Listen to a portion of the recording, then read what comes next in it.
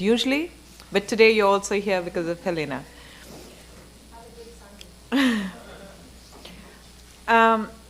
So before I hand over the mic to Helena, quickly want to introduce the IU Lunch Talks if you don't know much about them. As you know, we host these monthly topics that are featured at the IU Lunch Talks relate to development evaluation and, of course, climate and evaluation.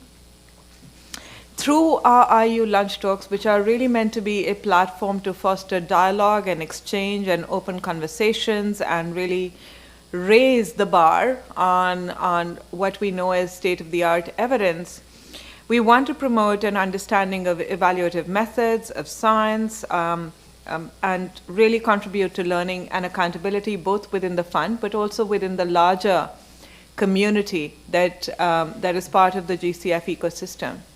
In an effort to do this, we also record the IU Lunch Talks, and they also put up as videos on our website so you can access them.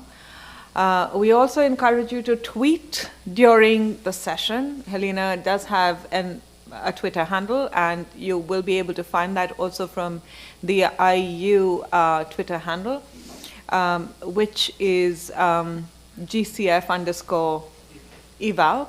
Thank you. And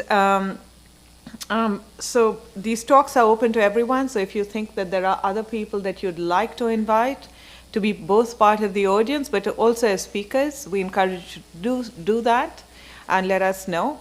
But overall, IU Lunch Talks that are monthly feature, international leaders in this space of development, evaluation, climate, and basically anything that's of interest to the GCF. The way this session is choreographed is that Helena here will talk for about 20 to 25 minutes. Then there will be a 30 minutes of moderated Q&A. But before I hand over the mic to Helena, I do want to introduce her. Helena heads the Secretariat for the Climate and Clean Air Coalition, which is to reduce short-lived climate pollutants, and it's hosted by UNEP in Paris. She's an experienced leader within the UN system, and earlier she was senior executive with the UN Office for Disaster Risk Reduction, and has led work on resilience, disaster risk reduction, sustainable development, and climate. She's headed UNISDR's regional office for Latin America and the Caribbean, and worked also with PAHO, the Pan-American Health Organization. Helena started actually her profession as a practicing architect and planner in Sweden before she sort of transitioned. So really interesting profile in terms of professional changes and transitions as well. And so with that, I'm going to hand this over to Helena and to say that we're really pleased to have you here. And also to thank Yo-Yo and Cortland and Greg and the IU team for facilitating this overall conversation. So thanks very much. Thank you very much for providing this opportunity to talk to all of you at the same time. It's wonderful. I worked with some of you in the past. And it's also good to, as you said, the transitions are always good because you always bring something different to a new crowd, I hope, at least. So I really wanted to talk about a few things with you. You don't need to be told that climate crisis is on us. You might need to be told that the health emergency is on us as well, and that these two things are really linked. And I think that's part of the conversation I wanted to have with you. I also wanted to talk about the pathways, because we need to achieve, we need to be way below 2 degrees by the end of the century in terms of climate targets or temperature targets, but there are many pathways to get there, and that's what I wanted to talk to. And the linkages to air pollution and sustainable development. And of course, you also know that mitigation ambition is insufficient. We need, and I wanted to bring this additional dimension that could help countries advance towards that target in the next decade. And finally, IPCC is very clear on now that there is not one solution on, it's not enough with CO2 emissions and energy transition. We have to do everything and address all climate forcing emissions if you are to achieve those objectives. And I want to give you then some ideas of the solutions and the measures that can help with these multiple benefits that also have development goals. So this is what I'm going to try to speak about. So nothing new to you. We do think it's important for the countries, and countries are much more sensitive, many of the developing countries especially, sometimes are more interested in the sustainable development objectives that they have than the climate objectives. They're more abstract in a context where you have many pressing development challenges. So Paris Agreement do already in its introduction talk about the need to work on sustainable development, but that's sometimes lost on the mitigation ambitions that we have. So I'm not going to go into this picture, but if you have time to, you can have this presentation if you want. But the Paris Agreement also calls for everything, right, to achieve this, including the type of pollutions that I will be speaking about. So this pathway that matters that I was talking about, I just read yesterday an article, I don't know if you saw that in BBC, there was an article called something about climate emergency or something to that extent. A bunch of 11,000 scientists that did a new report now using all the old reports and the 40 years of climate graphics, and they pulled together some kind of a short, and it's in BBC yesterday. Here it is. It's called The Final Call to Save the World from Climate Catastrophe or something like this. And they do outline 1, 2, 3, 4, 5, 6 bigger areas that could happen over the next 10 years. And one of it's energy, and it's short-lived climate pollutants. It's their second point, actually.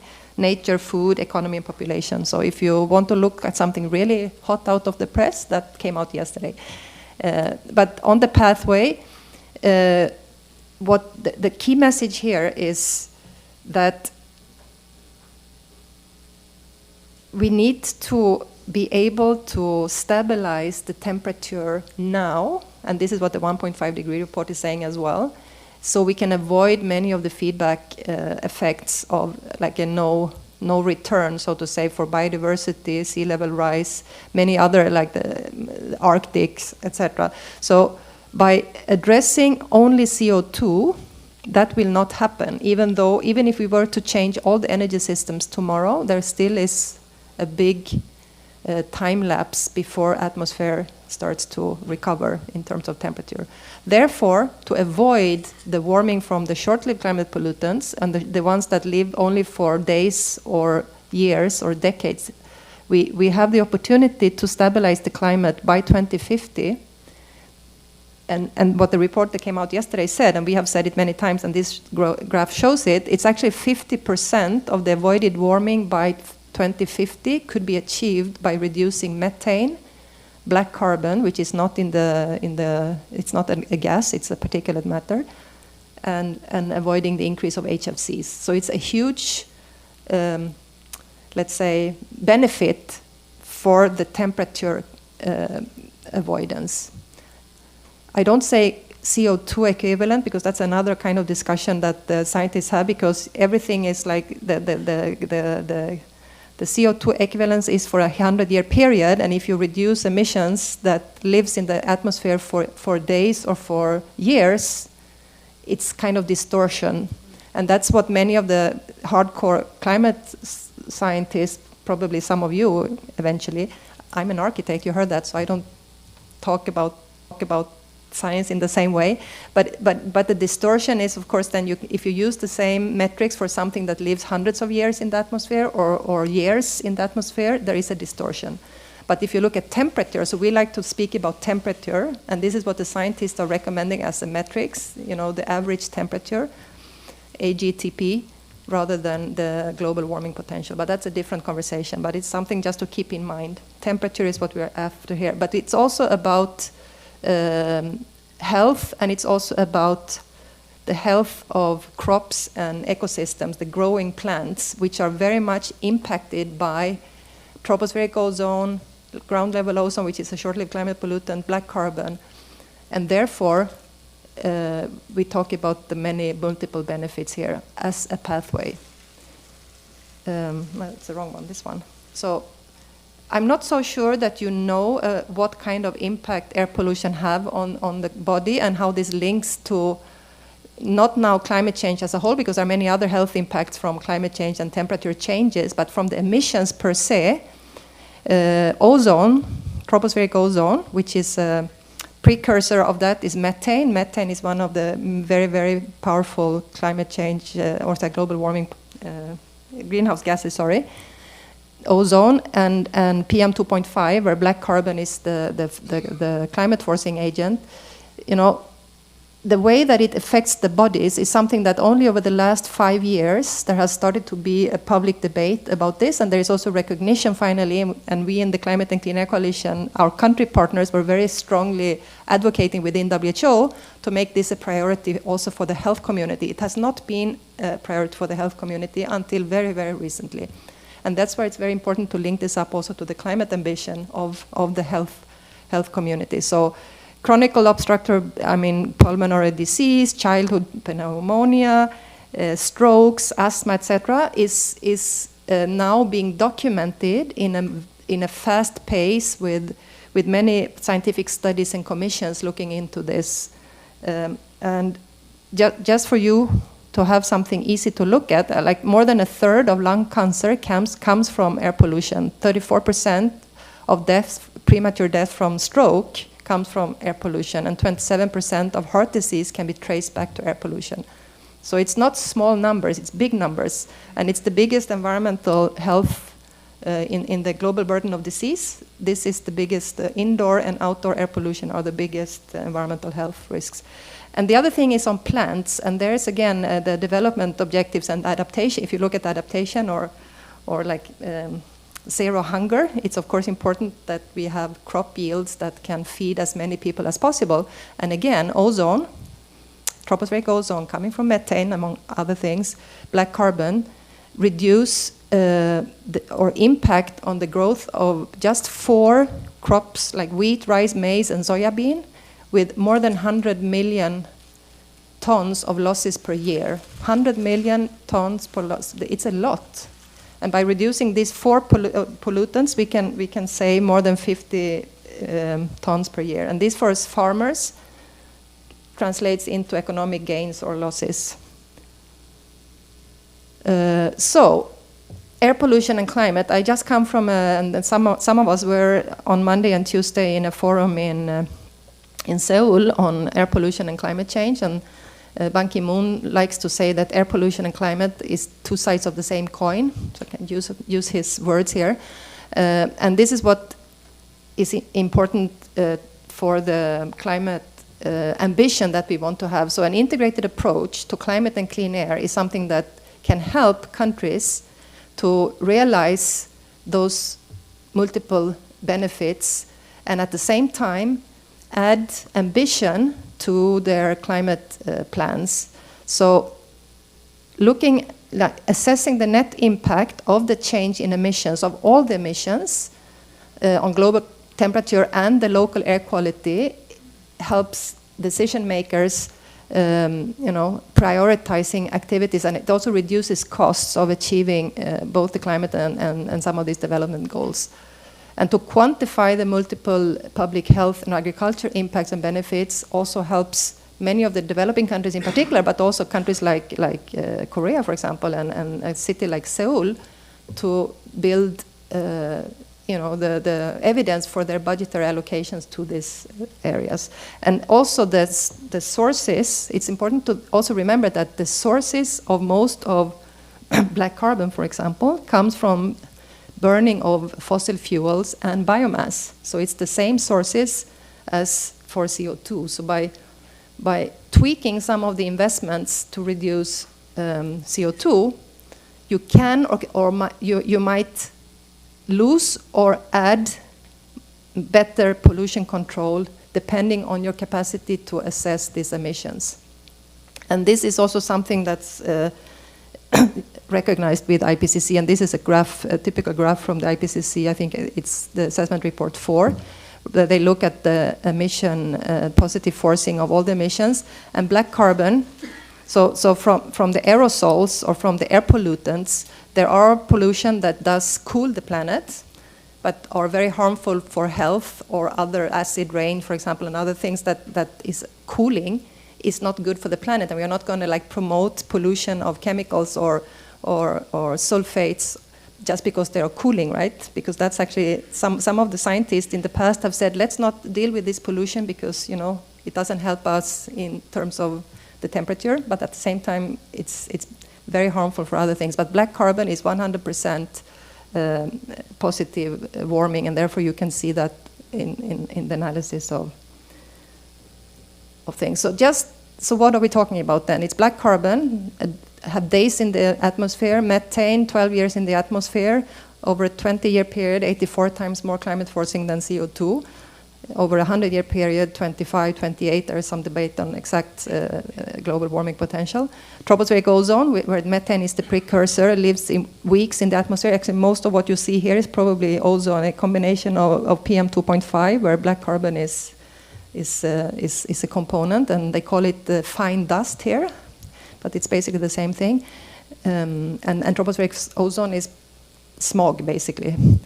And then hydrofluorocarbons, which are chemicals that are used for cooling and refrigeration, and it's in huge increase. Right now, it is a very small fraction of the warming potential, but because of global warming and because of wealthier nations and peoples, it has a huge growth potential now. So the Kigali Amendment of the Montreal Protocol is dealing with HFCs, but it's pretty slow, and it's very important that this is also considered in NDCs, actually, which is currently a very small percentage of countries have considered HFCs in their NDCs. So, again, you all know this report very well. Important for our community that deal with this integrated approach of air pollution and climate has been that climate, let's say, purists have tried to like very much divide this, and many of the institutional barriers at country level is that you deal with air pollution over here and climate over here, and there is a lack of integrated policies, and sometimes there are trade-offs that are negative. You get rid of diesel, or you promote diesel. Diesel is very harmful for health, and it has a lot of black carbon, which is harmful for climate as well. It's a climate forcer. But in Europe, for example, we have almost 80% of our cars are now driven by diesel. Because it's good for CO2 reductions, right? But that's the kind of trade-offs you have to look at now. So, and there are other examples like that. And this report from IPCC that came out last year is very clear on having both CO2 and non-CO2, the short-lived pollutants, as part of the package, which is important. These kind of recommendations are important for many policymakers. They look at UNFCCC and IPCC, and that's the guide. And because black carbon is not part of the inventories, most of the NDCs do not consider it at all. There are a few, like Mexico, Chile, Kenya, Morocco, but very few. And therefore, it has one of the targets of the countries in the Climate and Clean Air Coalition over the last couple of years has been to, together with a scientific advisory panel, to bring this to the attention of IPCC more systematically for the guidance of countries. Many countries don't want more guidance because they think it's already too complicated to do inventories of what they have. But last year, over the last 3 years, there have been a discussion in IPCC to review how black carbon could form part of the inventory update with proper guidance for how to do this. And only May 2019 in Kyoto, they decided finally to task the TFI, the Task Force for Inventories, to do this work, which will help countries moving forward, because if IPCC provides the guidance, then it makes it more mainstream into the climate portfolios. So it's quite a good, and now the work is starting already only now, so it will take a few years before it's actually there, but it doesn't stop countries to use it already now, because metrics are there, inventories are there, and some of the tools that I wanted to talk to you about can help this with countries. Sorry, it's this one, I forget. So, Climate and Clean Air Coalition to reduce short-lived climate pollutant was launched in 2012, based on a scientific report, an integrated assessment on tropospheric ozone and black carbon commissioned by UNEP and the World Meteorological Organization. They came up with, they used many modeling methods on climate and air pollution and policy interventions, and came up with a set of 20 very concrete measures that could be taken in the next 10 years, and by doing so would reduce black carbon and methane with between 60 to 40%, and therefore would save the curve that we saw in the beginning would reduce global warming by 2050 with half a degree, which actually for 2050 means 50% of the warming potential to 2050. It's a big potential, and at the same time would save more than 2.5 million premature deaths out of the 7 million that is coming from both indoor and outdoor pollution, and that would potentially save between 50 and 70 million tons of crop yields, which is a huge. So now it started out with 6 countries and UNEP. Now we have 68 countries. Actually, we just had another country, Spain, joining. 68 countries, 70 plus international organizations, including the development banks and technical NGOs that we work with. And as a coalition, when it was set up, it created a trust fund to help develop initiatives that have some transformative action, to set up a scientific advisory panel who could constantly assess the science coming out in this field, and to create a capacity building structure, let's say, where country peer-to-peer learning among the partners in the coalition. So one of the very important influential results of the work of the scientific advisory panel has been to develop some tools to what we call the multiple benefit pathway approach, basically. It's a framework that we have translated into a guideline now for NDC development. And it has some software linked to it, has emission factors, and it has an analysis on metrics as well that is now being used by the IPCC working group on short-lived climate forcers. So I think we have been able as a coalition to come together and really try to provide a framework and a methodology that will be helpful also for countries that apply for funding for this kind of things, because we are here in GCF right now. And we have also been working on integrated assessment at regional level. It started off with this global assessment that created the coalition momentum, and now we have been working in Latin America and the Caribbean with a regional assessment. This one comes from Asia Pacific, a report launched last year with an entry point of air pollution, because in the Asia Pacific regions, when consulting with the countries, I mean, the priority is air pollution. So this one, it's called the Asia Pacific report on science-based solutions for air pollution. And throughout it has developed, it's based on an assessment, but it focuses on what solutions and measures would help in different timescales and with different investments to reduce pollution in this region in its different contexts, which, you know, you have small island states, you have rich countries, poor countries, I mean, it's all different. So it's basically a guide towards 25 types of measures, which are divided into pollution control measures, additional measures, and sustainable development measures, and all of them are calculating the climate benefits it will have as well. So it's quite an influential report that we are now looking into scaling down to country level or sub-regional level.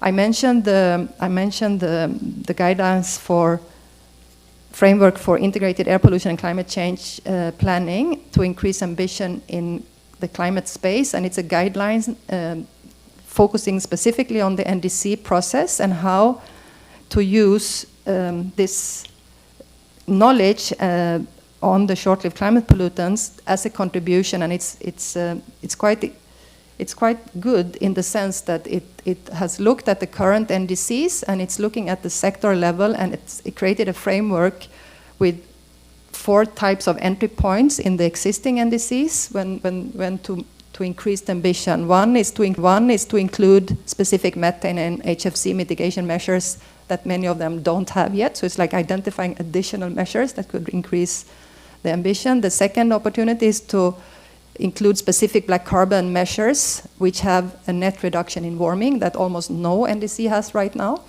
And the third opportunity is to include additional CO2 mitigation measures that achieve air quality and human health goals, and to quantify these. All of this is based on quantification of these benefits.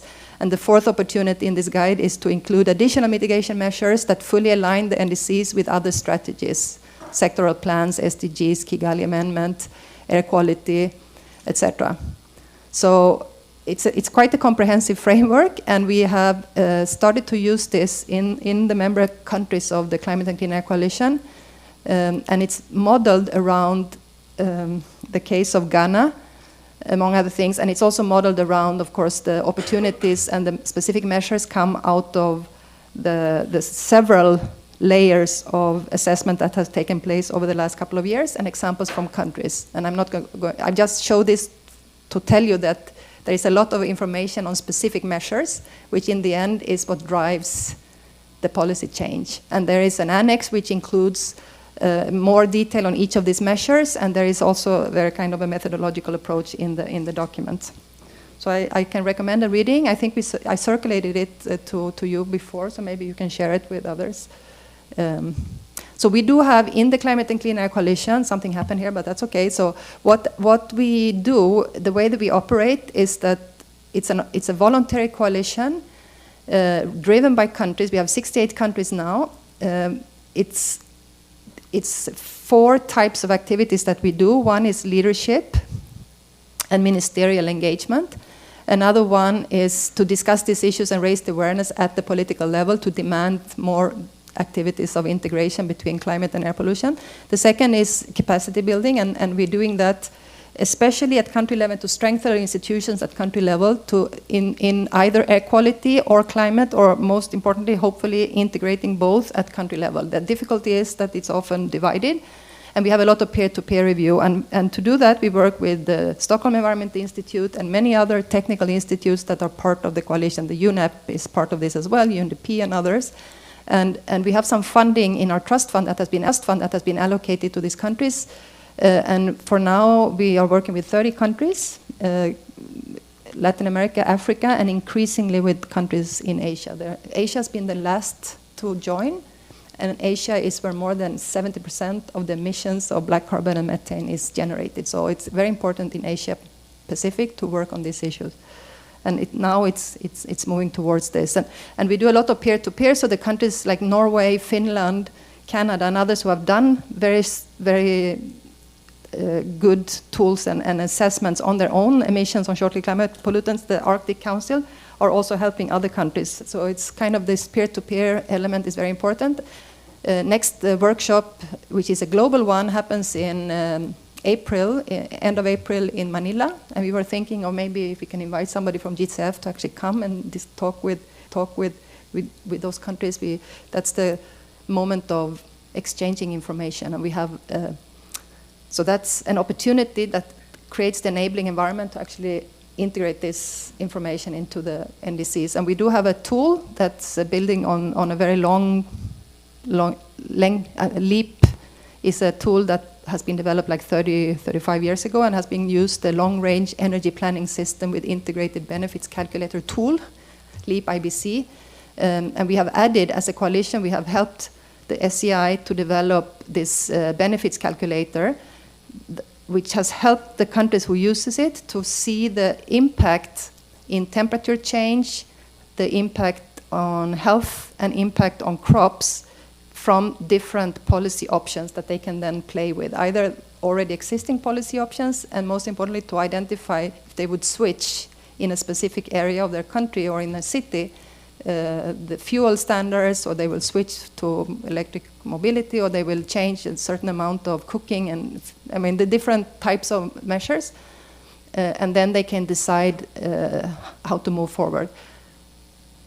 So the tool is there, it's quite important. Many of the plans that have come out of this exercise, we are working now in 30 countries, as I mentioned, are now at the level where they are being approved through different measures, and some of these are making its way into the NDCs, but not all of them. And this is still a struggle because many of these efforts have been led by the air quality side of government. even though the motivation for the Climate and Clean Air Coalition when it was set up was to improve the climate ambition, but it has moved slightly over to the air quality side. So it's important for us to keep both communities engaged and build on these benefits. I wanted to just make a very short case study from Ghana, because Ghana has been the country that has been a little bit the leader from our point of view in making this a reality. This was, by the way, the picture was from the mayor of Accra. So working with this methodology, then looking at all the basket of gases is all the greenhouse gases and adding the short-lived forces onto that. So it's not like one or the other, it's all of them. And then like to see this type of analysis, not going into any details, but just so what comes out is like real graphs that looks at all these benefits. And then what Ghana in this case could do in terms of convincing population, getting budget, and getting multi-stakeholder engagement around the solutions that are required has been quite significant. And this is now in their NDC as well. So I brought a few examples of like the practical work. You can look at it later on if you want, but the importance of having a coalition like ours, which is a voluntary gathering of countries and other stakeholders, is that there is is to develop those guidelines and tools in a joint way that they can each use, have training and capacity building, and share assistance. And this is something we could help also whatever is needed within GCF community, because we have created this kind of community of practice in the sectors that can contribute knowledge, and some of the guidance already made could also lead to something that you can use. And then like in the BRICS sector, I mean, we worked on a lot of stuff, and it's kind of ready, it's an enabling environment where it's easy to move from, let's say, pilots or background work to programming and more transformative investment programs. And we have been working in many of these sectors also with private entities and private banks. And we would like to offer more of this to the GCF readiness or countries.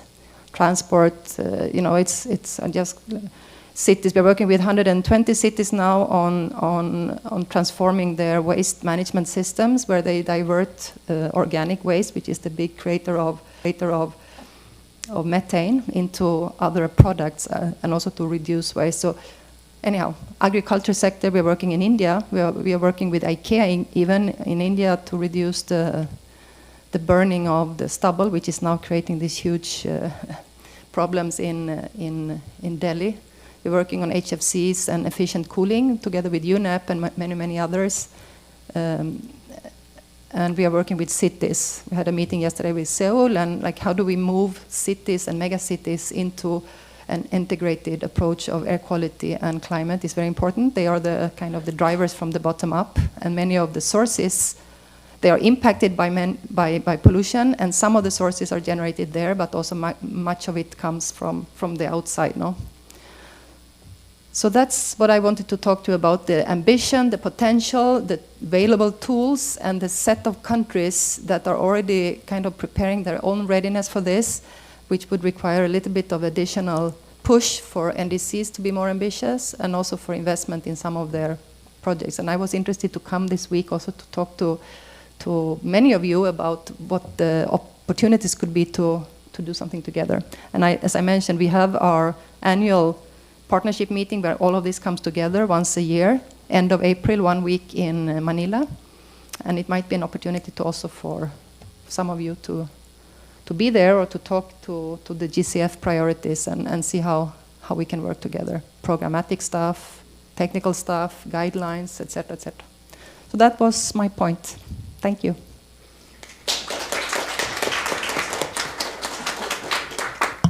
Do you want to come and sit here? Helena, thank you so much. What a rich menu of activities and products, and clearly a huge amount of work that the Secretariat is doing. And thank you so much for giving us such a nice exposition of that. As you know, we have about 25 minutes to do Q&A, but I'm going to use the moderator's privilege and possibly start that off. One of the reasons that we thought it was really interesting to have you come here today was precisely because of this issue of core benefits. And I sit in the evaluation office, so I get to say this, but I think a lot of my operational colleagues will say this as well, that we haven't really incorporated the overall idea and aspiration of core benefits in a manifest way into our own proposals and investments, even though it is an investment criteria. So it is as part of our indicator framework, we do look for core benefits, but we haven't really incorporated them in a salient way when we look at our investment proposals in the way that we should be. And health has been definitely one of those areas that have, and we raised this in two of the evaluations that we brought out as well, that health has been a neglected field and has not received the kind of linkage that it should as a consequence, where that linkage needs to be established with climate action. So your talk comes at a very nice moment where we've been thinking together as G-Tower and as GCF about how to make these issues far more salient.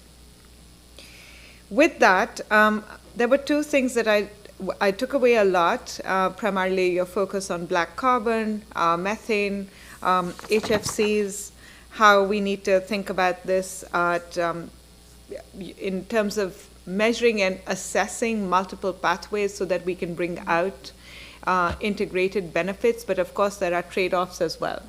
And so as the person who thinks about these trade-offs a lot and about quantitative measurement, my first question is, what has been the effort of the Secretariat, but also of the world community at large, in terms of understanding as to what are the different impacts of the actions on the ground in terms of quantitative measurements? Because a large part of this assessment work is predicated on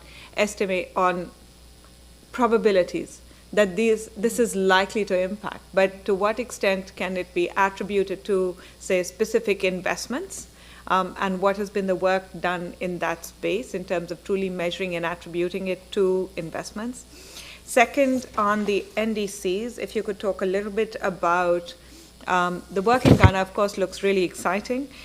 You mentioned ministerial work, capacity building, peer-to-peer learning, and I think you mentioned two more. If you could clarify, there were 4 things that you were basically asking countries to do in terms of NDCs. If you could talk about those. And then my last question is, what does it mean when you say countries join the Secretariat? So you have 68 countries, but you're working in 30 countries. What does it mean? Thank you.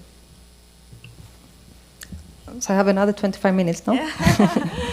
No, so on the co-benefits and the quantification on the ground, so there are 2 ways. We are mainly working on models, right? So it's, the models are based on real-world emission factors, depending on the technologies and the exposure, etc. of people.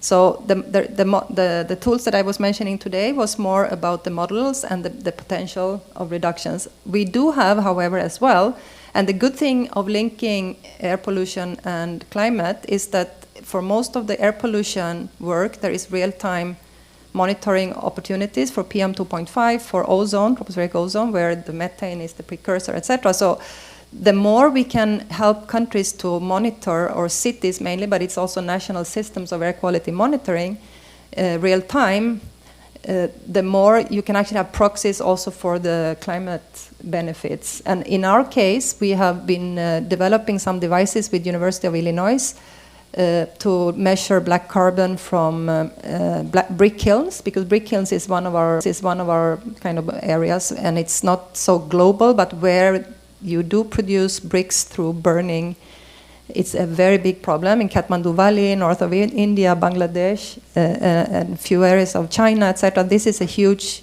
problem, and it also creates CO2 in addition to PM2.5 and black carbon. So we are measuring black carbon from brick kilns, and we have done that in Colombia, in India, in Kathmandu Valley, and that has led to like a very concrete, you can like measure before and after, no? Because there has been investments in, and we have leveraged quite a lot of funding in the Kathmandu Valley, including the region with the big Pakistan, Northern India, and Nepal, together with ICIMOD. It's led by ICIMOD there in that region. And the measurements have been very important because they also had an earthquake, and there was an opportunity after the earthquake to do the investments. And the fact that the technology shift has been documented with real-time measurements has helped that invest, and also to convince the kiln owners, because they also, of course, they save a lot of money on fuels when they have different they have better production and better quality, basically, of the bricks in this particular case. There is also satellites, so methane, there is more and more satellites looking at methane now, and with WMO is another partner, they have started, and they said in the beginning, oh, black carbon is not a big thing, and it's not important, and they have their thing up there in the high atmosphere. Now they're measuring black carbon. So it has taken a few years, and now they are looking at black carbon as part of their some of their monitoring. So and that's kind of real time as well, because through the satellites you see the dispersion. And on the final real time, we are working with the oil and gas sector, and we have an academic network and a scientific kind of board led by the Environmental Defense Fund, which is a US-based NGO. And they are flyovers. They use infrared technology to look at the methane release by oil and gas production. And they are publishing the results in academic papers. And because it's academic papers, you can start to actually aggregate it up, and it has shown a huge increase in methane release compared to what was thought based on the reports. So it's like the real-time measures are very different from, the models. So it kind of gives a little bit of a gloomy thing, because it's more than what we thought. But on the other hand, that you now start to look at the real-time, you do measures, and you can again, after a while. But we haven't seen the improvements yet. But yes. And of course this will help regulations, because none of this will happen without policies and regulations. So I don't know if I answered your question, but that was more or less the yeah. No, that's good. Thank you. And if I can just the last one. So on the cities, so we have 68 countries, and we have all these other partners. So when I say 30 countries, we are working in 30 countries with supporting them to develop their national planning and using this particular assessment tool. It doesn't mean that all the countries that join the Climate and Clean Coalition join with the purpose of taking meaningful action to reduce this pollution on a domestic agenda. So it's not that they need the support from the trust fund eventually to do it, but the fact that they come together and they work together on these common problems, that's what makes the coalition a coalition. And then we do like in small intervention and investments here and there to trigger more change and to multiply, let's say, the effect. But it's all about catalytic action, and then investors they need to get funding from either national budgets or local budgets or like GCF or somebody else to actually do the investments. Great, thank you. Questions, ladies and gentlemen? Demetrio. So we'll do 3 questions, and then Helena will take them, and then so on. So go for it. Thank you very much, Helena, and really a great pleasure to have you here in Sond at the GCF. Actually, I don't know if my question is for both of you or IU colleagues as well, and it's based on also your question, Joe. I think there's been, and Yo-Yo can comment on this, a lot of storytelling that health is a co-benefit of climate change. I see the presentation of Helena, and I think it's not a co-benefit, it's a benefit that is related to climate change.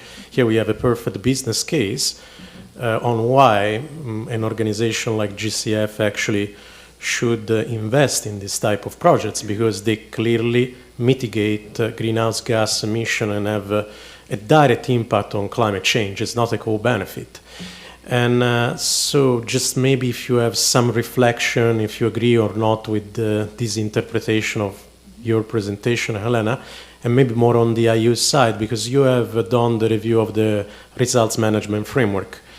And I don't see in the GCF RMF any reference to clean air or this type of intervention. I see reference in the adaptation part in just a little section about health, but there is no mention of why we should invest in clean air projects.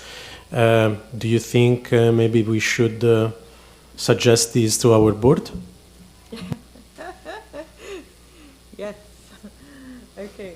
Pierre. Yeah. Thank you, Matthew. Yeah. Thank you, Helena, for the good presentation. I'm Pierre from the Division of Mitigation and Adaptation. I just wanted to hear a little bit more on your trust fund and the mechanisms, how it works, how is it capitalized, and what are the linkages with UNEP, which is hosting your secretariat, the countries that are members, and the other partners that you have. Also, on the interpretation of the health co-benefits, just a follow-up on that, because I heard that you are also helping countries basically include these co-benefits into their NDCs. So I wanted to hear a little bit more what are the potential linkages that you have with the NDC partnership, and whether the interpretation is really correct that health has a direct correlation with climate change mitigation. Thanks, Pierre.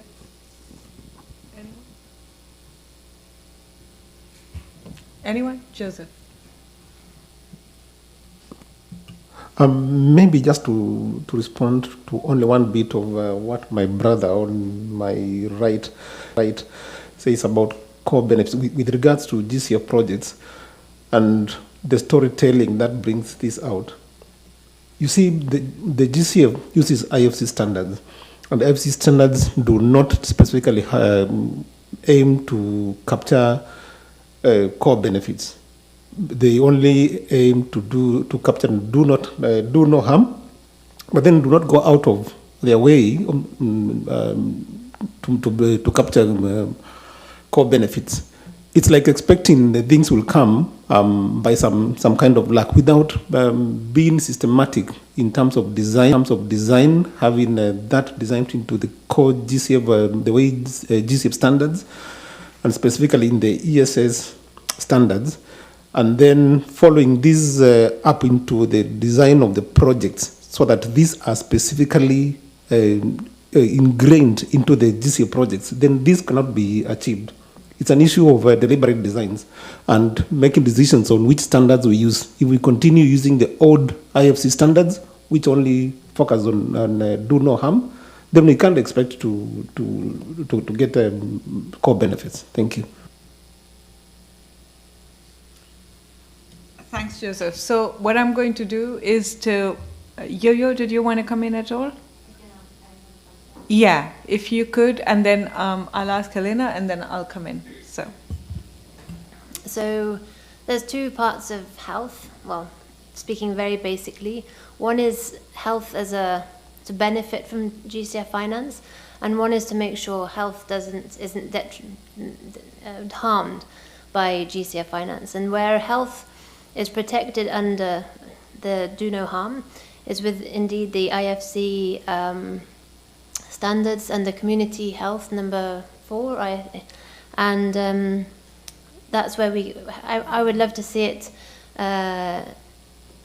feature more in our projects, have health action plans, but that's another issue.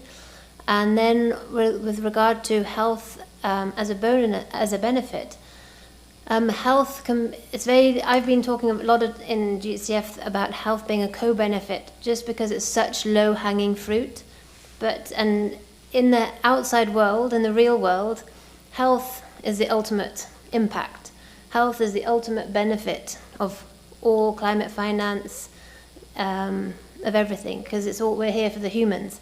And so it's just that health is an impact area, a results area, and everyone asks me, what are the health interventions? And there aren't any health interventions because all interventions are in other sectors that lead to health impacts. So there's health co-benefits of mitigation and adaptation, and there's direct health projects in both mitigation and adaptation. Thanks.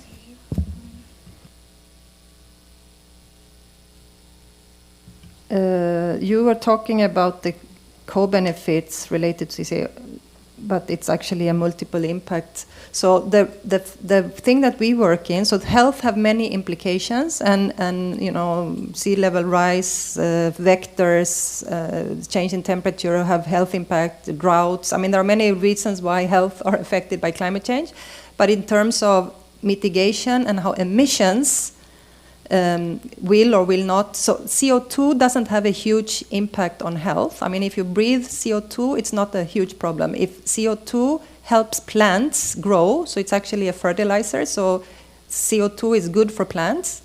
Ozone and black carbon is very bad for plants. Ozone and black carbon, if you inhale it for a long period of time in high concentrations, it's very bad for your health. So, it's a different kind of, that's why it's a compact to understand that all the emissions that contribute to climate change are not necessarily harmful directly to health, and therefore might not. So CO2 is not a mitigation strategy for health in the direct sense of the word. It's indirectly because climate change is bad for health. However, ozone and black carbon are directly impacting on your health. So therefore, it's a mitigation strategy that helps your healthy lives and increase your livability. And so I think that's why it's important to look at all the impact of all the gases on climate and these multiple benefits.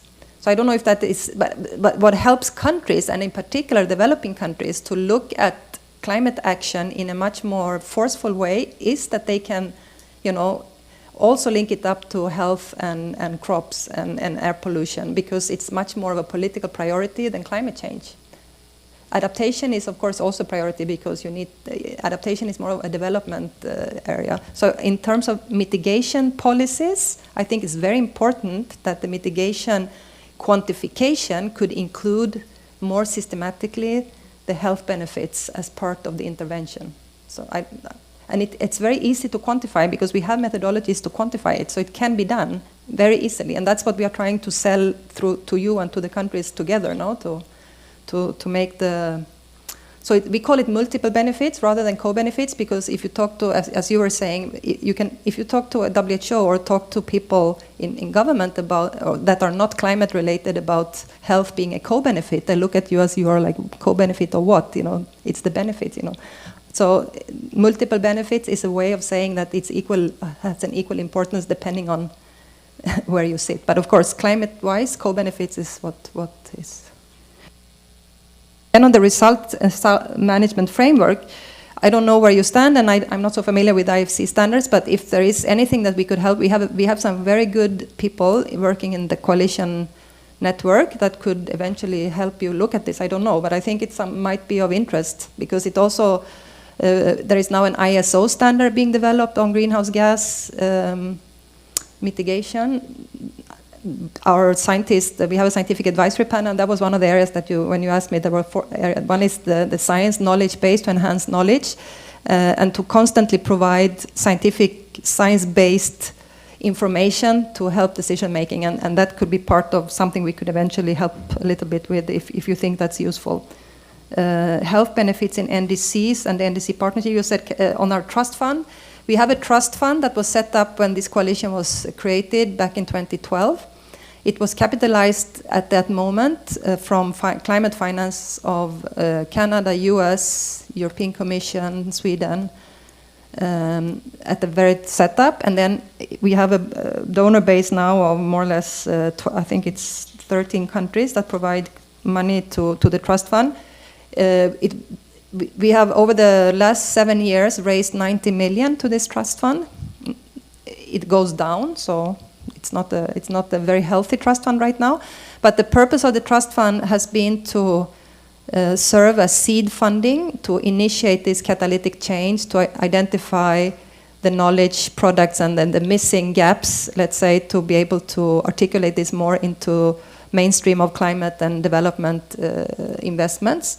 And finally, we have a number of, we call them initiatives because they're looking at the different sectors where this pollution have the biggest impact. And And there is different coalitions of partners around each of these sectors that are developing either pilots, guidelines, new measurements, new tools, etc., and bringing them all together is part of the work of the coalition. So it was important to have much funding in the beginning because there was nothing out there, and we have like created almost a domain and together, because it's kind of a power coalition in the sense that it was launched by ministers and it has maintained at that kind of political level. And now, in the beginning, I can't remember the exact amount now, but if you looked at literature, it was lots of gray literature and a few published papers. Now, if you search on black carbon or short-lived climate pollutants, etc., you find a huge amount of academic, scientific studies around the impact on health, on agriculture. So I think we tried it as a coalition to create this as something, more known, and how that then can fit into the NDCs and to the investment portfolios of development banks and others has been part of the effort of the coalition. And we do work with the NDC partnership. Germany is a member of the coalition. UNEP is a member of the coalition. UNEP is the host of the trust fund. You asked what the relationship is with UNEP. So the Secretariat sits in, I'm a UNEP staff, so the Secretariat is hosted by UNEP, and UNEP is the fiduciary entity that manages the trust fund. But it's a separate trust fund so it's not mixed with UNEP regular business. So we give sometimes money to UNEP to help working on diesel and, let's say, a certain area where UNEP has the best kind of effort, but we work with UNDP, UNIDO, with many ICCT, with many, like in the SCI is a very important, CCAP. We have many of the big technical NGOs that are also helping to deliver. And then we have institutional strengthening there is the 30 countries. So we work directly like with countries as well to be part of, delivering those seed capacities. Thank you, Helena. So, Dimitri, I think you know where I stand on this. Politically, I think the reason that it's called, and Anya, if you want to come in at any point, please feel free to. The reason that it got termed as a co-benefit is with mitigation. Clearly, if you look at the paradigm shift overall objective, it's greenhouse gas emissions. And so then to that, it becomes a co-benefit if you're looking at health. But clearly with adaptation, I think it's definitely, a direct benefit if you're trying to target adaptation. So I think depending on whether you're looking at mitigation portfolio or the adaptation portfolio, it's a direct benefit or a co-benefit. I think so. Joseph is also speaking from his vantage point as one of the co-authors on the environmental and social safeguards evaluation, and so that's why the work that Joseph and Andreas and a few others of my colleagues and I are doing on the ESS evaluation is essentially to say that the GCF needs to move further away from just taking up safeguards and being far more proactive in including benefits on the environmental and social spectrum rather than just saying do no harm. And so that's essentially what Joseph is alluding to and what we want to also highlight, that the GCF has a greater responsibility than just saying do no harm. And it sort of comes to your point, Yo-Yo, as well. I think that sort of wraps. Oh, yeah.